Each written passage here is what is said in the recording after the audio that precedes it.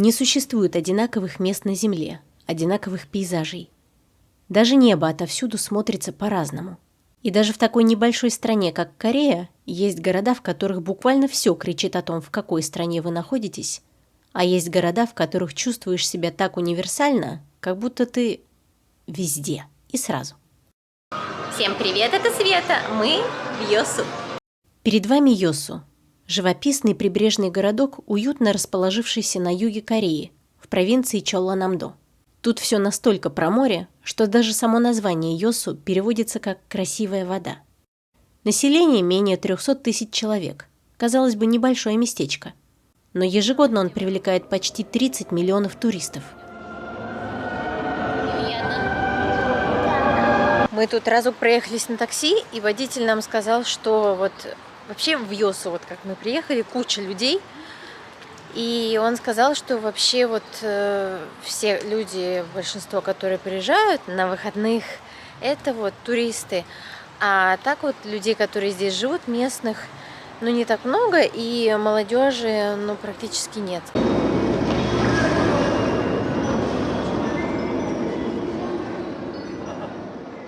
Популярность Йосу приобрел в 2012 году, после проведения здесь Всемирной выставки Экспо, посвященной теме живого океана и побережья. Выставка была направлена на повышение осведомленности о том, как промышленная деятельность влияет на мировой океан, насколько прогрессивны современные морские технологии, а также как отражается взаимосвязь между человечеством и океаном посредством искусства.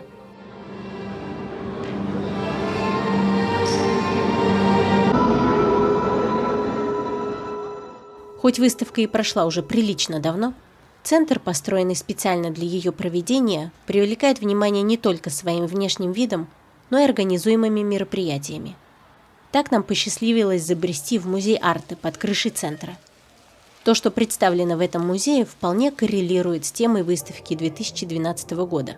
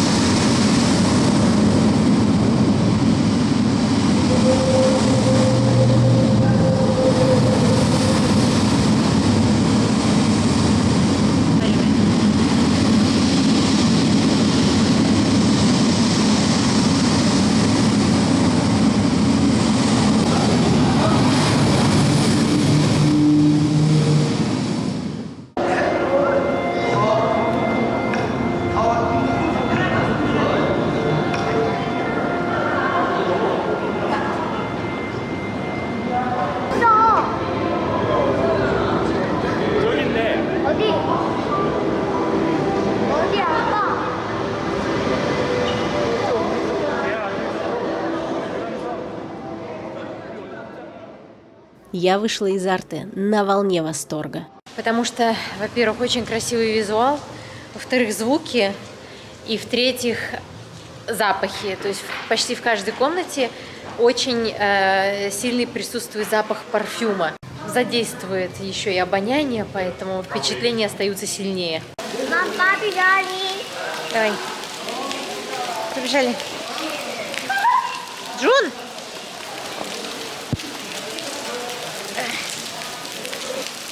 Давай, заходи.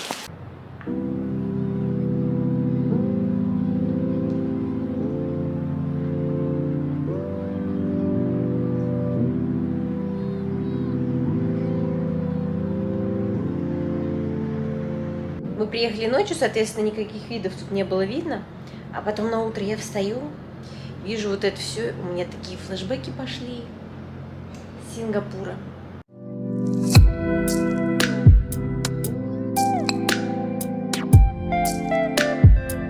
А теперь то, зачем в Йосу едет вся Корея. Визитной карточкой Йосу является канатная дорога. Она тот символ, который вы заберете на сувенире отсюда. А в разговоре с корейцами, когда будет заходить речь про Йосу, вы первым делом услышите: «А, там канатная дорога». My mistake.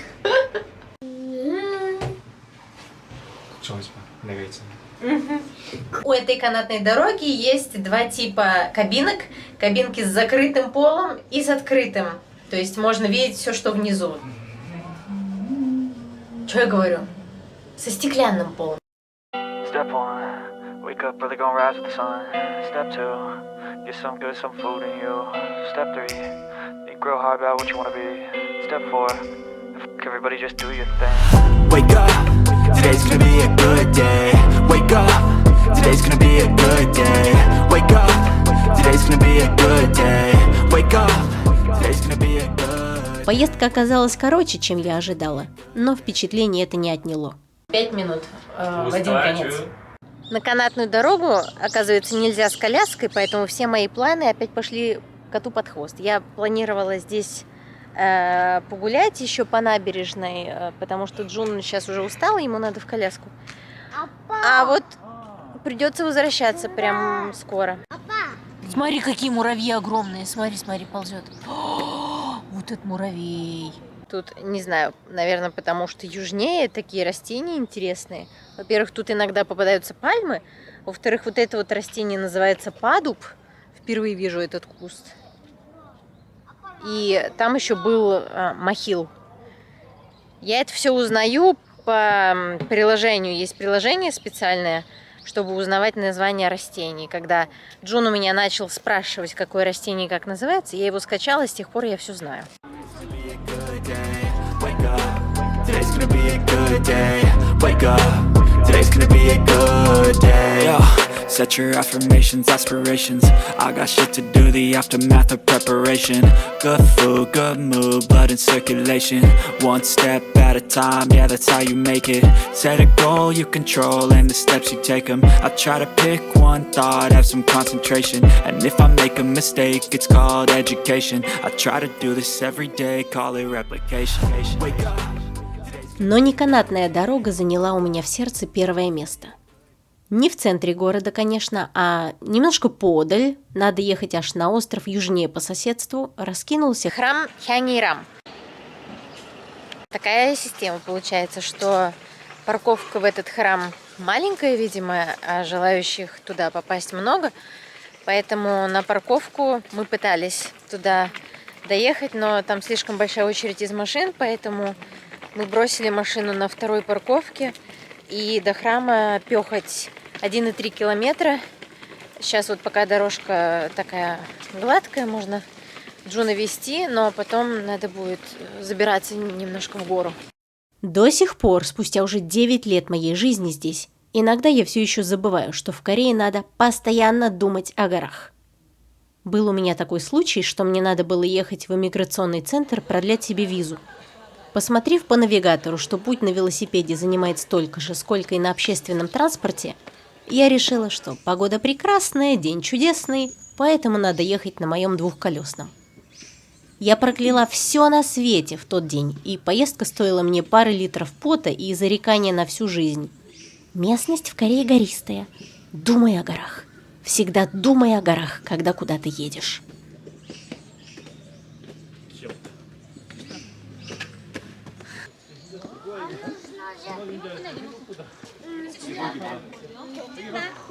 А нужен специальный холмичек.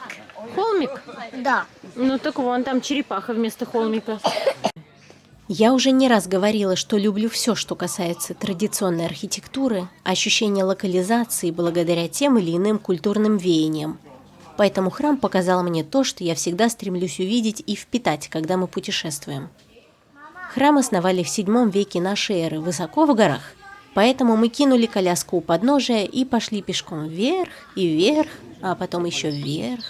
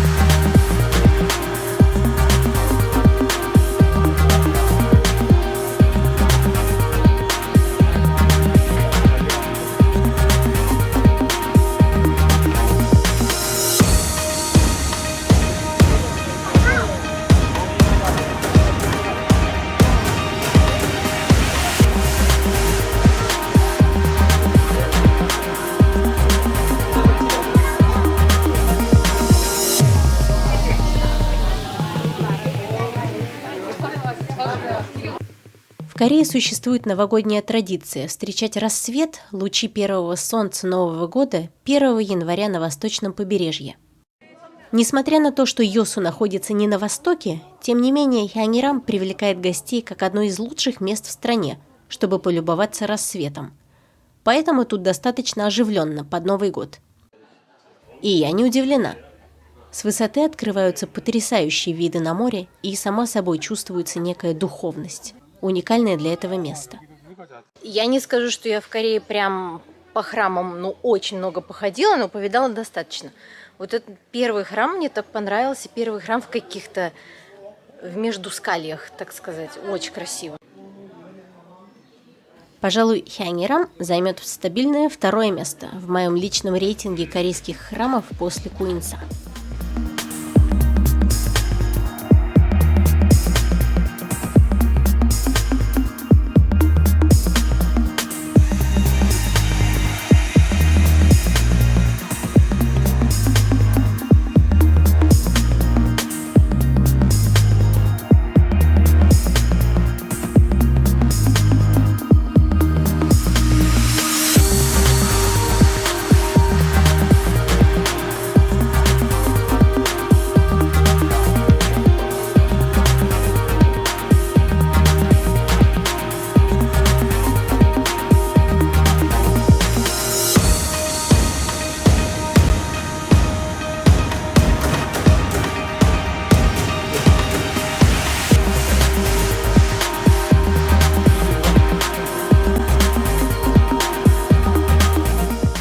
Мам, ты сними вот это.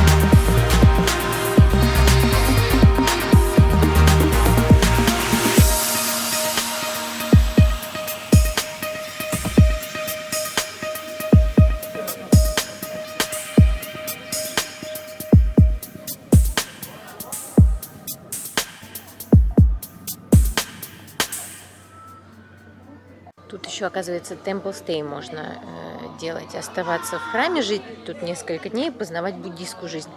Вот группа все время за нами следует в желтых жилеточках. Это вот они как раз тут на экскурсии.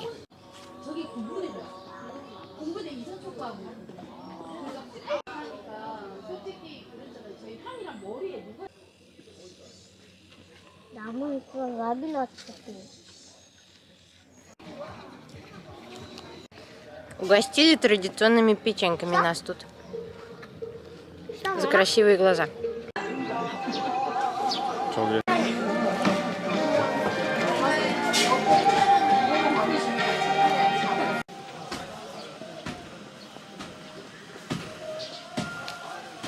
Вообще вот, когда мы шли в храм, мы видели кучу просто людей, которые идут с такими большими пластиковыми коробками. Я все гадала, что же там в этих пластиковых коробках? После посещения Хянирам люди толпами скупают соленья, продаваемые внизу. Всевозможные виды кимчи, всякое острое, маринованное. Продавец кладет кимчи и вот всякие закуски в эти коробки, чтобы не воняло, и запаковывает вот так вот. Мы не любители, поэтому обошли стороной. Но еще по пути в храм мы видели, что практически все, кто топал обратно, были с этими коробочками.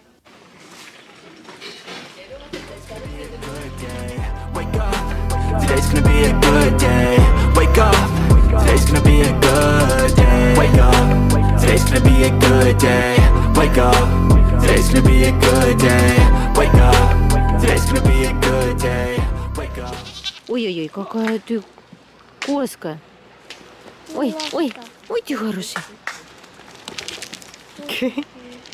Ой, ей побегать хочется.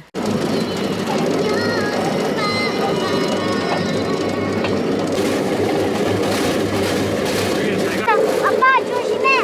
저기는 이렇게 가는 거야. Поворот будет, да? Мы с этим справимся, я думаю. So life ain't easy, yo. I think there's a reason, though. Ups and downs, just like every different season, yo. Sometimes I'm high, other times I'm barely breathing, though. I always gotta fight and hide from the demons, yo. Negative thoughts are poison, they rot. Head full of flies, so here come the clouds. They'll never stop unless I can swap all the bad for the good in my head when I'm lost. Yeah, so I'ma fake it till I make it. Positive thoughts are overtaken. I got patience. One day at a time is how you operate. So flow, you grow, you show yourself a foundation. Stay away from all the shit that causes temptation. I know that I like to do it cause it's sensation. I live my life in my head like a narration. Don't expect greatness, do my best, man, I'll take it. Wake up, today's gonna be a good day. Wake up, today's gonna be a good day. Wake up, today's gonna be a good day.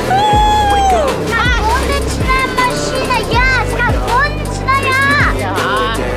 Wake up, today's gonna be a good day. Wake up, today's gonna be a good day. Wake up, today's gonna be a good day. Wake up, really gonna rise with the sun. Step 2, get some good, some food in you. Step 3, think real hard about what you wanna be.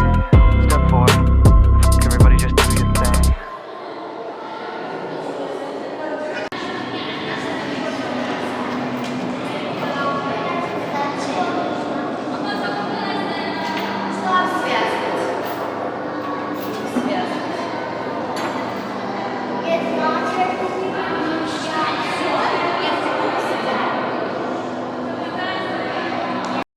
Медийный парк Артленд – комплекс арт-объектов и скульптур.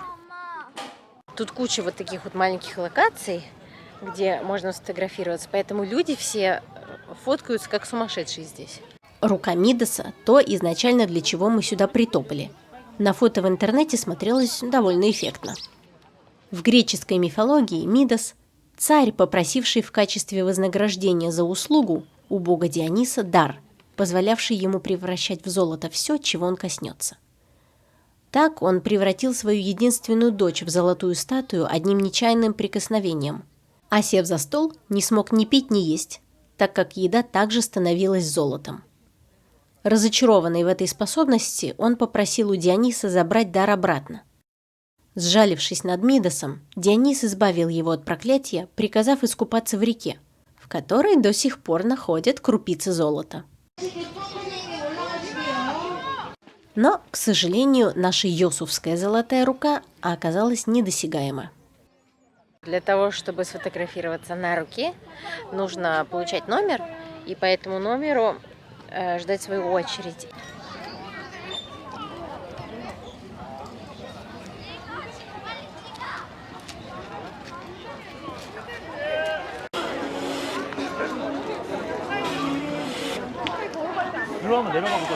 Тут, как в лучших традициях, все нужно на каждый отдельный аттракцион покупать билет.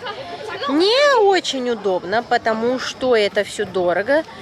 За качельки там $15, за руку $15, в общем, за все отдельно нужно платить по 15. И так как сегодня солнечная, хорошая погода, людей тут очень много, поэтому, вот, например, чтобы сфотографироваться с рукой, чтобы залезть на эту руку, надо ждать 4 часа. Ну нет.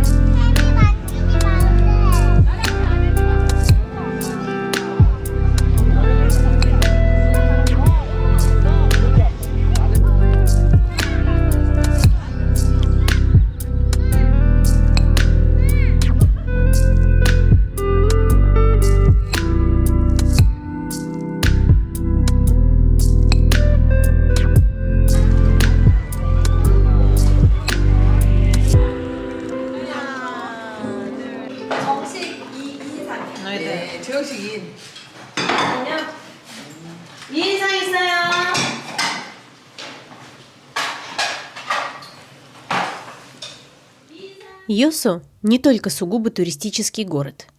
Он является также и исторически значимым местом событий времен Имджинской войны.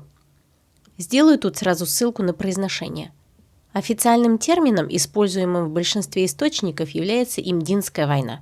Данный вариант произношения является некорректным для современного корейского языка. Вместо звука «д» в названии фигурирует «ч», поэтому произносить я буду приближенно к оригиналу. Так, вот сзади меня вон там остров Удонгдо. Мы сейчас на него пойдем. Имджинская война – это военный конфликт на территории Корейского полуострова с 1592 по 1598 год, когда Япония вторглась в страну с целью завоевания корейского государства Чосон. Расскажу немного о названии, почему же она имджинская, ведь такого места, как Имджин, на карте нет. До прихода европейского календаря на территорию Кореи страна пользовалась системой лунного календаря, заимствованной из Китая, где каждый последний, 60-й год цикла называется Имджин. И 1592 год как раз являлся таковым, отчего и произошло название.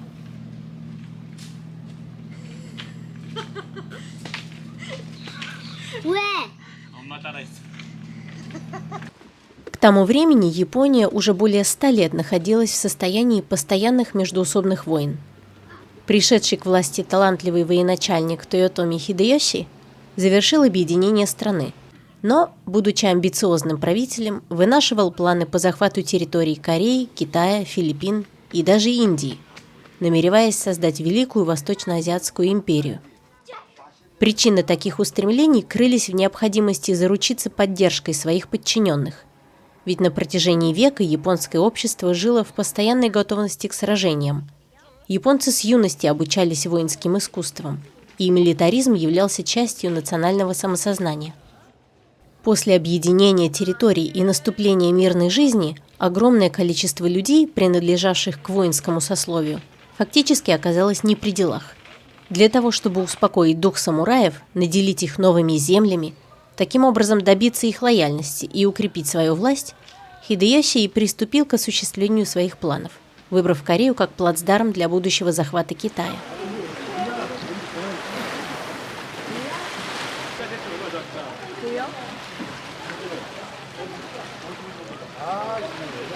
Корейское же общество являлось полной противоположностью японскому.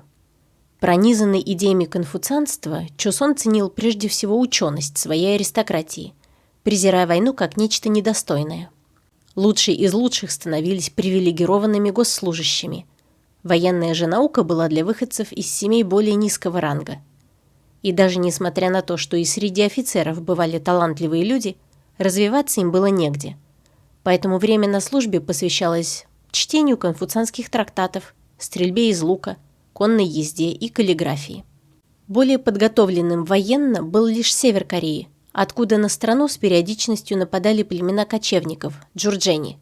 Поэтому основная часть войск располагалась там, оставляя юг страны без сухопутной силы и надлежавшего командования, сделав Корею уязвимой настолько, что когда японцы осуществили военизированное вторжение, им понадобилось всего 20 дней, чтобы, выкосив огромную часть незащищенного населения, пройти от места высадки Пусана до столицы Сеула, откуда вся придворная элита бежала на север.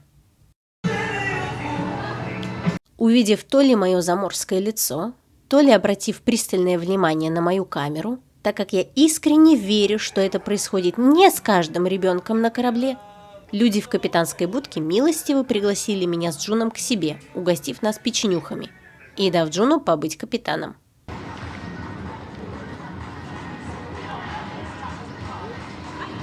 Японцы имели сильную сухопутную армию, закаленную в междоусобных войнах, в то время как Корея, наоборот, отличалась неопытной слабой армией, не умевшей дать отпор. С другой же стороны, Япония не была в состоянии качественно воевать на море. Корабли страна использовала в основном транспортные. Военных было только небольшое количество, в отличие от Кореи, страдавшей многие годы от нападок японских пиратов с юга и имевшей больше опыта морских сражений.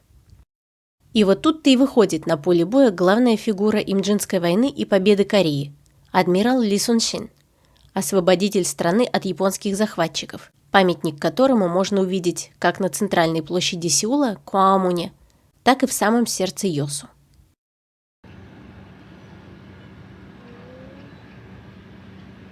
В Йосу очень много возможностей для такого активного отдыха, вот как вчера, например, мы и на тележках катались, и по канатной дороге, и вот сегодня мы прямо с утра поедем на яхте.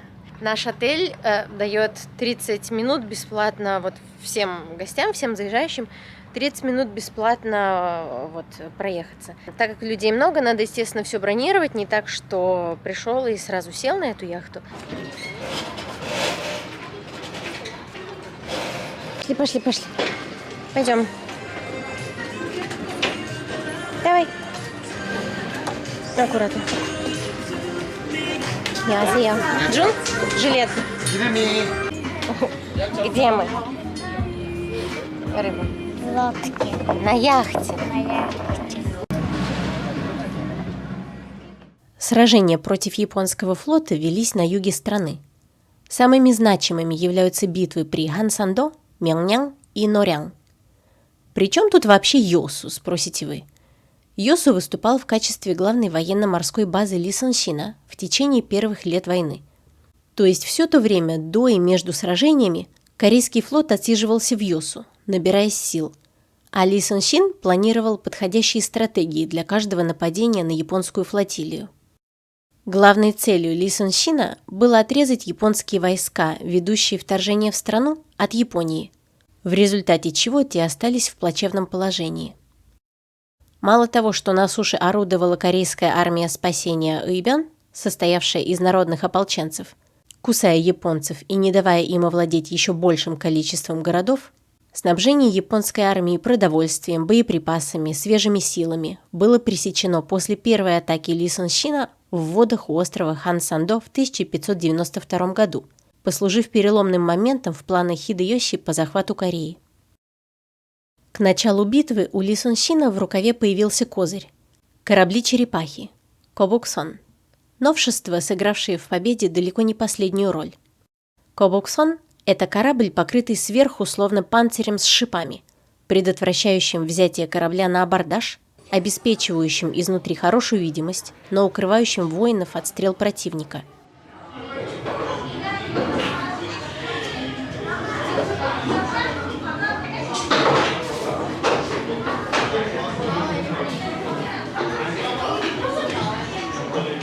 Голова дракона спереди была местом, где стояла пушка, из которой удобно было палить по японским кораблям. Ввод в сражение даже минимального количества кобуксонов, наряду с обычными военными кораблями того времени, давал корейцам преимущество, а битва завершилась без потери даже одного корабля. Нам везет на дождь. У нас тут отель рядом с аквапарком, поэтому все такие же умные, как и я, из отеля поперлись сюда. Ли Сон Син – человек твердого характера, отличался упорством и безукоризненно следовал идеалам конфуцианства, что заслужило ему как на благо, так и во вред. Будучи первоклассным стратегом и лидером морского флота Кореи, он, тем не менее, нажил себе немало врагов среди чиновников, так как прямо осуждал взяточничество и коррупцию военной администрации. Поэтому после победоносного сражения у Хансандо, став национальным героем, он обратил на себя гневные взоры недовольных им чиновников, убедивших короля отправить его в заточение по ложным обвинениям и лишить всех титулов. Пост главнокомандующего был дарован Вон Гюну, человеку, питавшему сильную неприязнь к Ли Сон Сину, и, будучи неспособным мыслить трезво большую часть времени, в буквальном смысле, тот полностью развалил все то, что кропотливо нарабатывал Ли Сон Син, и в результате практически полного отсутствия надлежащего командования флот целой страны был уничтожен. Второй полномасштабный ввод японских войск вынудил корейского короля схватиться за голову и выпустить Ли Сон Сина, сделав его главнокомандующим 13 кораблей. Всего, что оставил от былого могущества военно-морских сил Кореи пьянствовавший флотоводец Вон Гюн. Нужна была строгая дисциплина, правильные люди на правильных постах. Первым делом Ли Сон Син стал наводить порядок, обосновавшись на юго-западе Кореи. Там он изучал поведение вод пролива Мяньян, приливы, отливы, силу и направление течений, готовясь к встрече с японцами, стремившимися выйти в Желтое море на помощь сухопутным войскам в центре страны. Прибытие вражеской армады по разным источникам от 130 до 300 кораблей не заставило себя ждать. Хорошо продуманная Ли Сон Сином стратегия атаки в узком проливе оправдала себя. Японцы потерпели поражение в 30 кораблей, развернувшись и отступив, несмотря на численное преимущество, в то время как корейский флот снова не потерял ни одного корабля. Я когда шла в этот аквариум, у меня, честно, ожидания были минимальные, потому что все аквариумы более-менее одинаковые. Но мне так понравилось вот этот лес какой-то, вот этот темный с красными рыбами, это вообще что-то было. Стоит туда пойти, но дороговато, конечно. К тому времени к войне уже был подключен Китай, помогая Корее и отодвигая японцев все южнее. Союзная армия действовала не только на суше. К концу войны китайский флот соединился с немного окрепшим корейским, дав тем самым Ли Сон Сину больше маневренности.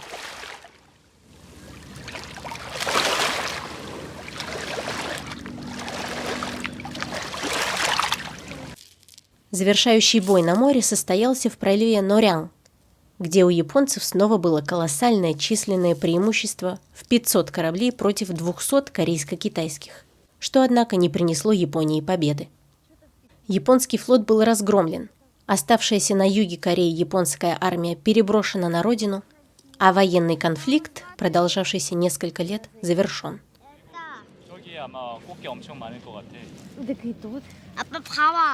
Однако это последнее сражение стало также последним и для легендарного Ли Сон Сина. В погоне за японским кораблем он был ранен пулей и перед смертью распорядился не сообщать другим кораблям союзнической армии о его смерти, чтобы не деморализовать воинов. Адмиралу было 53 года.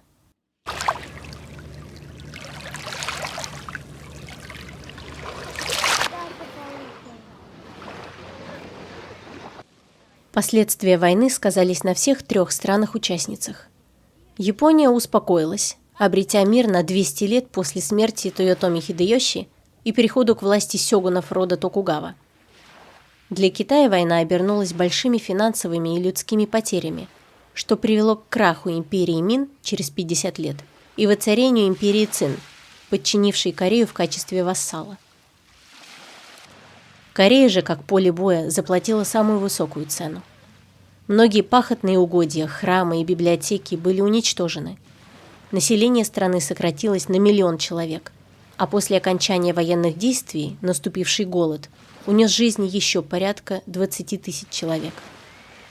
А после того, как Корея стала вассалом империи Цин, несмотря на сохранение суверенитета, страна стала самоизолироваться, оставаясь вне общемировой политики вплоть до XIX века.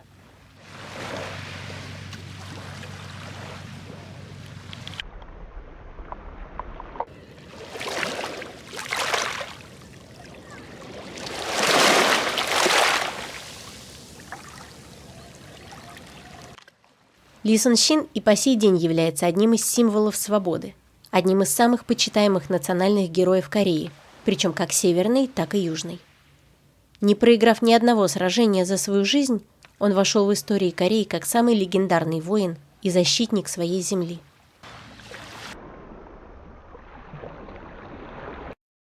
В Йосу его именем была названа главная площадь. Это очень колоритное место, больше всего привлекающее туристов тем, что это скопление вот таких вот кафешек, где продают традиционные йосовские сладости. Это ток с клубникой внутри разных видов, печеньки с полынью, мороженое с полынью. Вот это вот зеленое, это все полынь. В Сеуле, конечно, есть все, но вот этих вот йосовских десертов нет, поэтому вот в Йосу приезжают очень много людей и стоят в огромных очередях, чтобы купить вот эти десерты.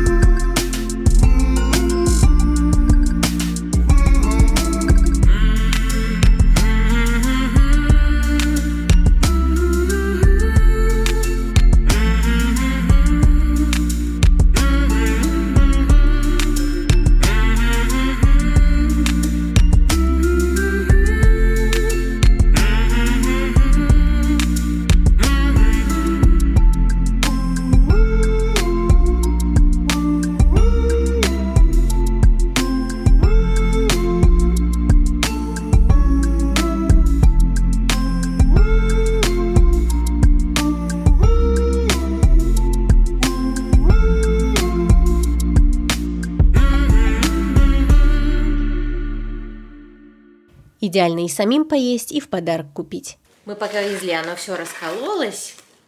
Помимо осьминога мы еще купили крабов. Ну, вкус чипсов с крабом, что я могу сказать. Но я должна сказать, что вот эти чипсины мне намного больше нравятся, чем магазинные чипсины, потому что в магазинных чипсинах слишком много вкусовых добавок. Здесь вкус натуральный. Поэтому вот это я бы ела на постоянной основе.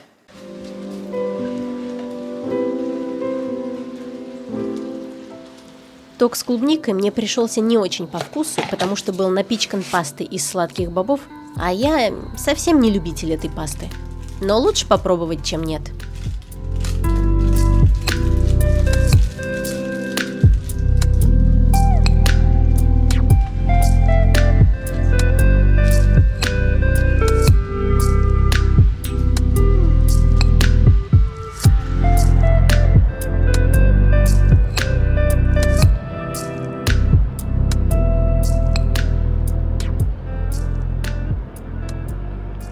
Стою сейчас, гляжу в море, думала, какие-то крупные капли дождя в море капают. А потом смотрю, нет, это рыбы прыгают.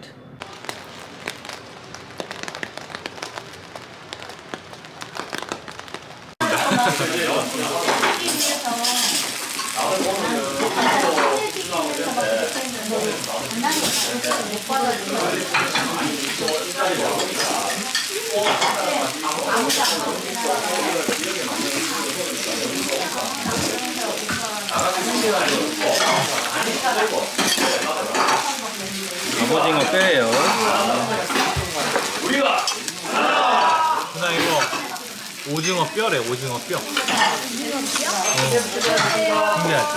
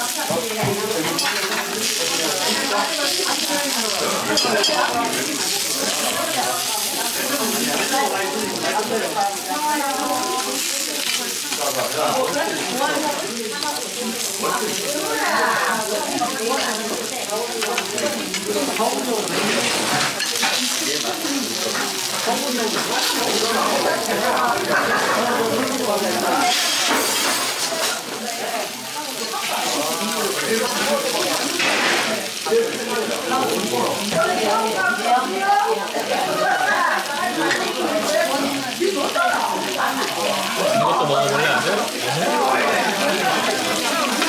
짤 또 찍어.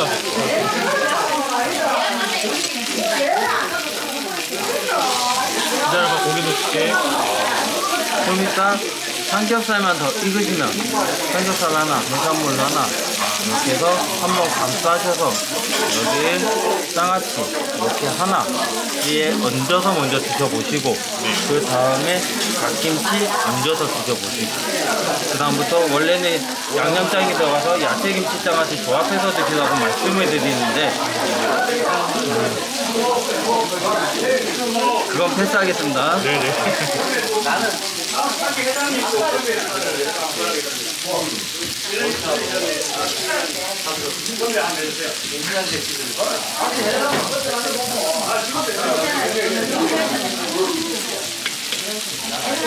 안 매워? 이거 더 줄까?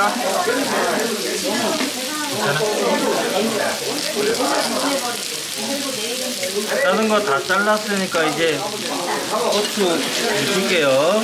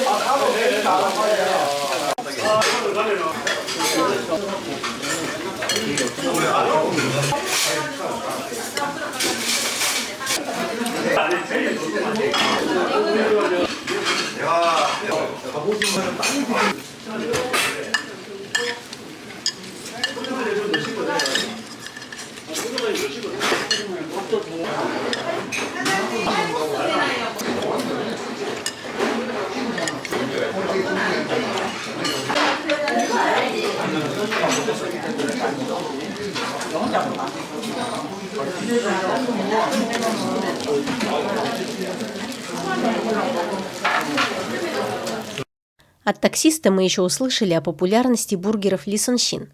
Поэтому даже после плотного, вкуснейшего ужина, от которого у меня полный рот слюней от одной мысли о нем, мы рискнули утрамбовать его еще и бургером.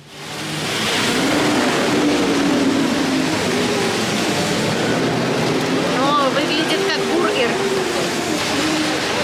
Жрём-с. Дубль 2.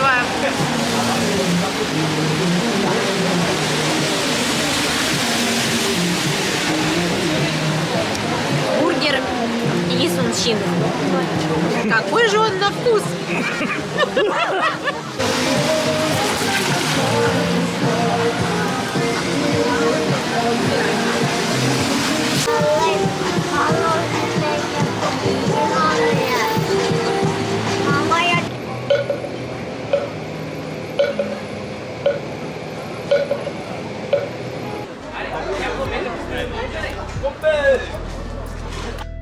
Йосу оставляет после себя воспоминания о морском бризе, солнце, воде, вкусной еде, свежести впечатлений, зелени природы.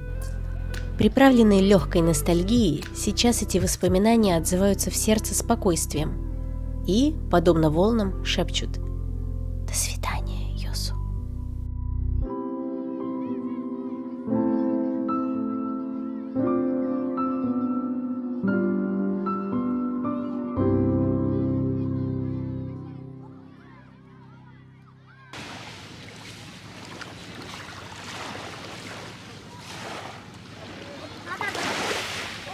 나 시 안 하고 싶어, 아빠. 그래, 집에 아빠는 아빠는 쉬하고 싶은데. 호텔에 가서 쉬하고 와. 여기 지금 시찰자 시하고 와.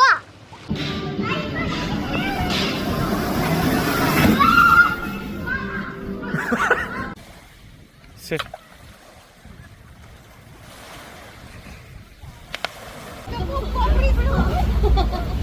준이 엉덩이 다 젖는다.